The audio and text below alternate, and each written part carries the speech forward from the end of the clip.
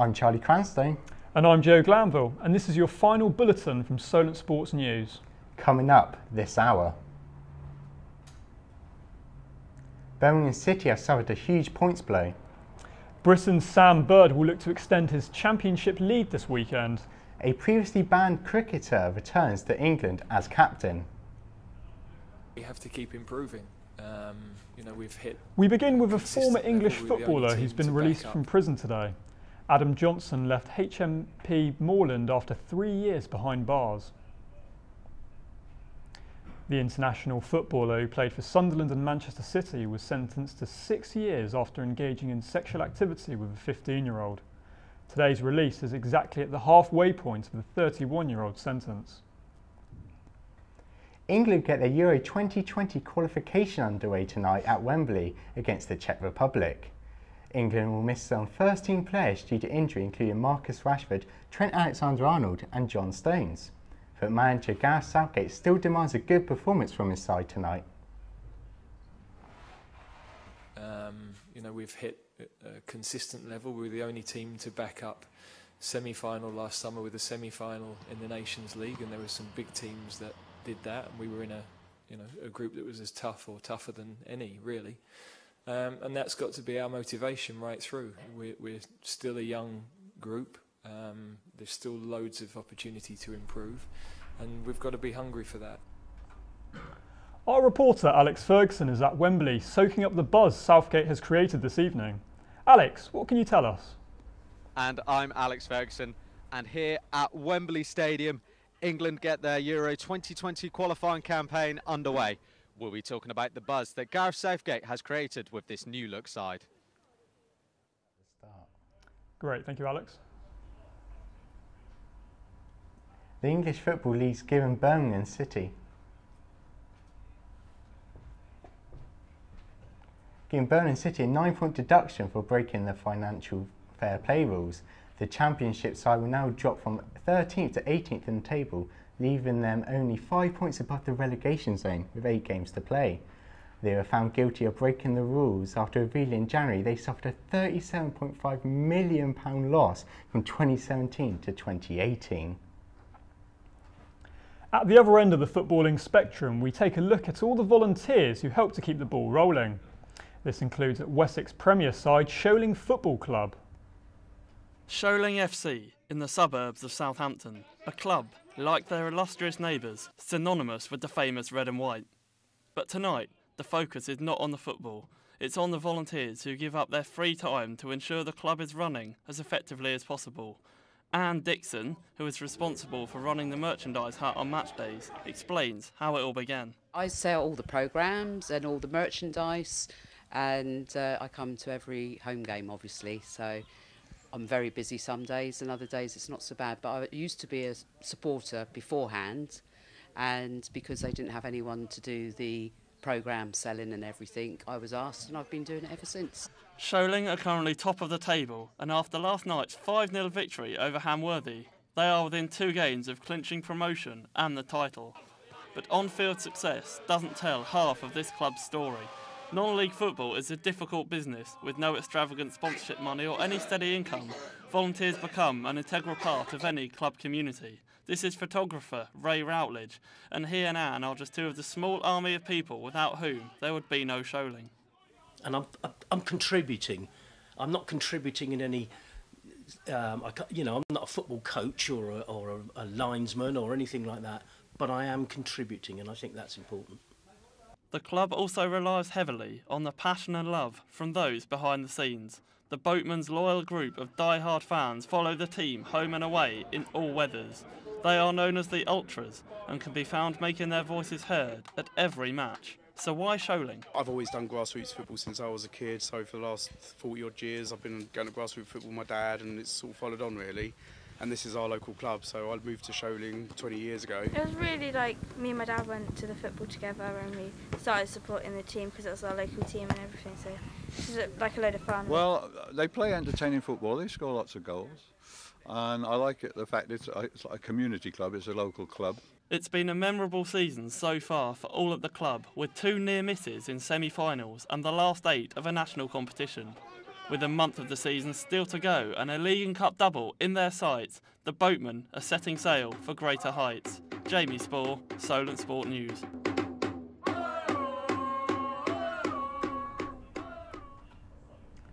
From non-league to the elite, here's back to Alex at Wembley. Alex, what can you tell us? Thank you, Joe. Well, I'm here at Wembley Stadium, and this ground will be hosting the Euro 2020 final in July next year. We don't know yet if England will be there, but that journey for them starts here tonight when they face the Czech Republic at 7:45. I am now here with football correspondent from the BBC, John Murray, who will be commentating on the game for 5 Live tonight. John, you've been commentating on England for over 20 years now. How does the start of this qualifying campaign compare to others? Well, I think it's all changed now because of what happened in Russia last summer, but also I think what happened in the Nations League campaign in the autumn. And so in Russia, it was the first time, almost in living memory, that England at a tournament had actually exceeded expectations. So now from a base where we really had no great expectations of how England would do, I think that there's now genuine excitement over what this team might be capable of under Gareth Southgate. Yes, Gareth Southgate has created a real buzz around the fans ever since that World Cup, and that's been felt by the players. We've seen it in the media from the England account, but has that been felt by yourselves in the media as well? Yeah, very much so. And from a personal point of view, commentating on England in Russia made me feel, when I'm commentating, like I've never felt before, which was really odd. It was really odd because professionally you're trying to find a balance, because clearly I'm English. I want England to do well, but at the same time you have got to walk that line and be journalistically correct over the whole thing. But it is genuinely exciting what they might be capable of doing. If we cast our minds back to last year, that semi-final defeat against Croatia, coming back and beating them 2-1 here, how for you was that game against Croatia, that second one, the redemption? Yeah, the great thing about the Nations League, and I think many people either weren't sure about it or weren't terribly sure that it was a very good idea, and everything changed, and I think it served England very, very well, because at the World Cup clearly there were questions over the level of opposition that England played, i.e. first time they came up against a very good team, they lost to them really. And with the Nations League, it gave England the opportunity to then back up what they did in Russia with the wins against Spain in Spain and the win here against Croatia. So it kept the ball rolling, and also meant that they've qualified for another semi-final. So I think it's played a really big part, that new competition, total chance that it happened to fall there, in helping England take another stride forward. Great, thank you, Alex. So, Charlie, with the Nations League coming up this summer, are you really looking forward to it, and what do you think it brings to international football? I wouldn't think I'd be saying I was looking forward to it when it first started. A bit sceptical. I didn't mind just having the friendlies and the qualifiers. But now all the intensity we saw in the Spain game and the Croatia game, the way it just lifted everyone in the stadium and the nation as a whole, I'm pretty looking forward to it, I'm not going to lie. Absolutely. And of course looking forward to the game tonight. But now moving on to women's football. And there was big news this week as the Women's Super League announced its first title sponsor. But it's not only the elite women's football that's getting financial support, as Whitchurch United received £1,500 to help expand the women's game at grassroots level. It was announced this week that Barclays is to become the Women's Super League first ever title sponsor. The Football Association has called the deal the biggest ever investment in UK women's sport by a brand. On a local scale, Hampshire-based side Whitchurch United have been reaping the rewards of grassroots funding. I think for us it came at the right time. Last year we had 2 teams, and the grant enabled us to go up to 3 teams, which was really meeting the demand of the community and the interest of the girls. About 3 years ago, there was probably about 1 girl playing in 1 mixed team. Probably sort of April 2016, and now with the 3 teams we've got here now, and eventually with SSE Wildcats next month, we'll have 60 girls playing football. Roger Walters is the coach of Whitchurch United's under-10 side. His team received a grant of £1,500 from the FA last year through the Grow the Game scheme, allowing him to complete his Level 1 coaching course. The support from the national governing body has also led to further benefits for the team. It's really helped us invest in some of the basic kit that you need to actually get up and running. When we first started, we were putting up the goals at the end, trying to put them away, trying to get lighting in time for this time of year. So being able to get enough kit to just run onto the pitch, more footballs than you need, it's been really helpful in that respect. Many female football icons, such as ex-Arsenal player Alex Scott, have repeatedly called for women's football to have more television coverage. One Whitchurch United player supports this belief and calls for a level playing field. On TV you hardly get to see girls in match playing because it's more boys. It's good when you get to play with like one type of gender because then you get the same opportunity. The England national team, otherwise known as the Lionesses, recently won the She Believes Cup. The tournament is an invitational Women's Association competition that's hosted in the United States. Their success is pivotal to the progression of women's football and has been inspiring players of Whitchurch United. I think when I see them on the TV, I want to be like them. I want to be strong and proud. It would be really cool to be like them because everybody would know your name because of a good cause instead of because you're bad. But then it would be really like fun and really cool to be famous. You could get sporty and you can not like do like lots of maths and English. You can do sports as well. Yeah, when I watch them on TV, it just makes me feel like motivated to be that because they don't really give up. They keep on playing even if they lose. The World Rugby Chief Executive has called on the Six Nations to do what's right for the global game of rugby. Brett Gosper wants the countries to back a new Nations Championship. This would feature 12 nations with a relegation and promotion feature. However, many believe this would undermine the World Cup, which starts this year in Japan. On to the southern Chinese city of Sanya now, where Formula E's 6th round is set to take place tomorrow. Britain's Sam Bird currently leads the championship by 1 point from Belgium's Jerome D'Ambrosio. In the previous 5 races, there have been 5 different winners as we approach the halfway point of the 13-race season. You have to set your weekend alarms for it though, as it starts at 7 AM British time. And in cricket, Durham have named Cameron Bancroft as their new captain for this season. The Australians only recently returned from a 9-month ban he was given for his part in the ball tampering scandal against South Africa last year. Bancroft replaces Paul Collingwood, who retired at the end of the 2018 season. Now, who would have thought that saving the planet could have so much in common with one Olympic sport? Henry Flynn went to investigate.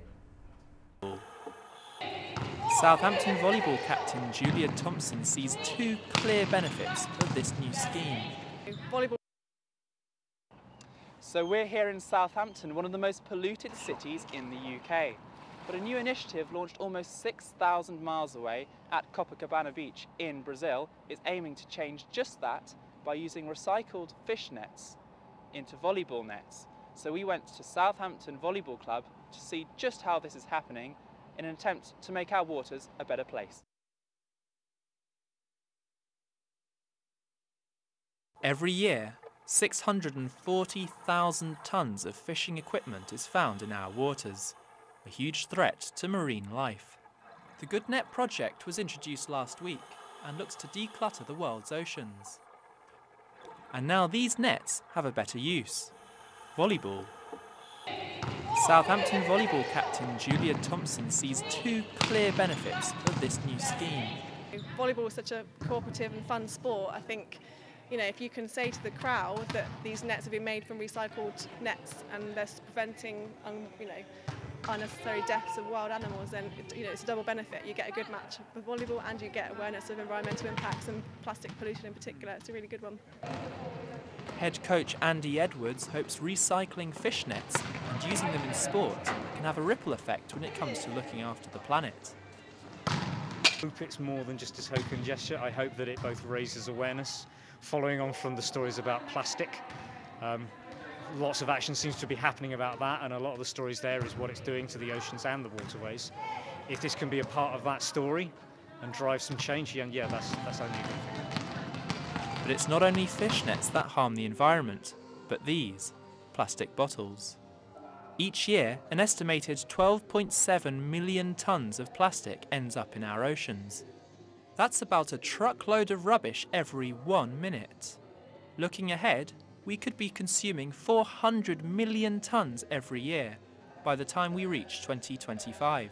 Like having a reusable bottle for your players, even, you think about tennis, they're sponsored by Robinsons, and every single game there's an Evian bottle, and they've got about 5, 10, however many bottles that are used every single game they play, and that adds up to a lot. So if we could make that, make it publicly, not a shameful thing, but make them aware of the fact that they are using a lot of plastic bottles every single match they play, and they can be the ones that drive that force. But although there's still much more work to be done, can initiatives such as GoodNet be a watershed moment for sports involvement in environmental change?